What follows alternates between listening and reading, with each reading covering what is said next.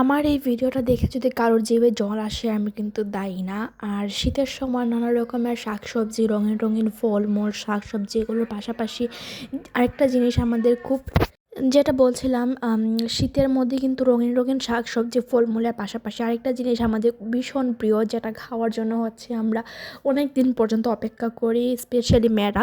তো এটা হচ্ছে টক বড়ই, যেটা হচ্ছে আমার খুবই প্রিয় এবং অনেক ভালো লাগে খেতে। সব টকের মধ্যে এই টকটাই হচ্ছে আমার অনেক ভালো লাগে। তো আজকে হচ্ছে এই বড়ইগুলোকে ভর্তা করব, তো আপনাদের সাথেও একটু শেয়ার করব। তো দেখতে পাচ্ছেন বড়িগুলোকে হচ্ছে সুন্দরভাবে ধুয়ে নিয়েছি, আর শীতের এই সুন্দর সুন্দর ধনিয়া পাতাগুলোও নিয়েছি। এগুলো দিয়ে যে কী যে সুন্দর একটা ঘ্রাণ আসে আপনাদেরকে আর কি আর বলবো। তো এই যে দেখতে পাচ্ছেন আমি হচ্ছে হামানদিস্তায় এই বড়ি ভর্তাটা করব। এক একজন আসলে এক এক রকম ভর্তাটা তৈরি করে, তো আমি আমার যেভাবে খেতে ভালো লাগে ঠিক সেইভাবেই জিনিসটা আপনাদের সাথে শেয়ার করে দেখাবো। আর এই যে দেখতে পাচ্ছেন বড়িগুলোকে আমি এভাবে আধ ভাঙা করে নিয়েছি আর কি। তো এখন কিছু বড়ই আমি এখানে হামানদিস্তায় রেখে দিয়েছি এবং এখানে দিয়ে দিয়েছি রসুন কুচি, কাঁচামরিচ কুচি আর ধনিয়া পাতা কুচি। এখন এইগুলোকে আমি খুব সুন্দরভাবে একদম ছেঁচে নিব। তো একদম থেতো হয়ে যায় সেদিকটা খেয়াল রাখতে হবে। তো এই দেখতে পাচ্ছেন সব কিছু কিন্তু একসাথে খুব সুন্দরভাবে মিক্সড করে নিতে হবে, একটু যাতে একটু ঝুলটা বের হয়ে আসে বা একটু পানি বের হয়ে আসে, এরকমভাবে মানে একদম ছেঁচে নিতে হবে আর কি। তো এই যে দেখতে পাচ্ছেন আমার ছেঁচে নেওয়া হয়ে গিয়েছে। এখন হচ্ছে আমি এটা প্লেটে নামিয়ে নিচ্ছি। এগুলোর সাথে কিন্তু আমি বাকি বড়ইগুলো আমি অ্যাড করব, যেগুলো আমি হচ্ছে আগে ছেঁচে রেখেছিলাম। আমি আসলে 2 ভাগ করেছিলাম। তো এখন এগুলোর সাথে আমি লবণ দিয়ে খুব সুন্দরভাবে এটা মিক্সড করে নেব।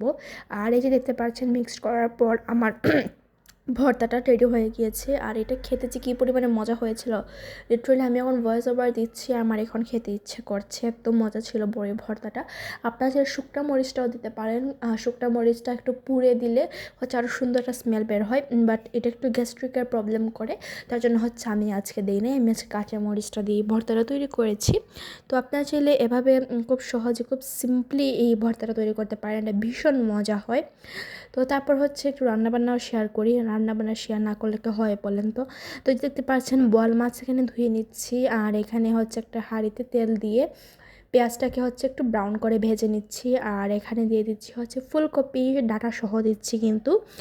আর ফুলকপিটা হচ্ছে শীতের একটা মেইন সবজি, আমার খুবই পছন্দের একটা সবজি। আমার মাঝে মাঝে গরমের সময় এত পরিমাণে ফুলকপি খেতে ইচ্ছা হয় কি বলবো, তখন মনে হয় যে ফুলকপি খাওয়াই লাগবে, এমন একটা অবস্থা হয়ে যায়। তো এখন এই ফুলকপিটাকে একদম সুন্দরভাবে মিক্সড করে নিচ্ছি। তো এখন দিয়ে দিলাম লবণ, আর এখন আস্তে আস্তে আমি সব গুঁড়া মশলাগুলো অ্যাড করে দিব। দিয়ে দিলাম হলুদ গুঁড়া, তারপর মরিচ গুঁড়া, তারপর একটু ধনিয়া গুঁড়া। তো এগুলো দিয়ে হচ্ছে আমি একটু কষিয়ে নিব, যত সুন্দরভাবে কষানো হবে তরকারিটা হচ্ছে তত মজা হবে। তো যে দেখতে পারেন সুন্দরভাবে কষিয়ে নিচ্ছি। তারপর হচ্ছে এখানে ঝোলটা দিয়ে দিয়েছি। ঝোলটা দেওয়ার পর এখন আস্তে ধীরে আমি মাছগুলো দিয়ে দিব। তো আপনাদের কাছে আজকের ব্লগটা কেমন লাগলো আমাকে কমেন্ট করে জানাতে ভুলবেন না। তাহলে আজকের মতো এখানে বিদায় নিয়ে নিচ্ছি। সবাই সুস্থ থাকবেন, সুন্দর থাকবেন। আল্লাহ হাফেজ সবাইকে। আসসালামু আলাইকুম। আর ভিডিওটাতে কিন্তু লাইক, শেয়ার, কমেন্ট করে দিতে ভুলবেন না। আর বেশি বেশি শেয়ার করে দেবেন, আপনার প্রিয়জনের কাছে আমার ভিডিওটা পৌঁছে দেবেন। তাহলে টাটা, বিদায় নিচ্ছি। আল্লাহ হাফেজ সবাইকে। আসসালামু আলাইকুম।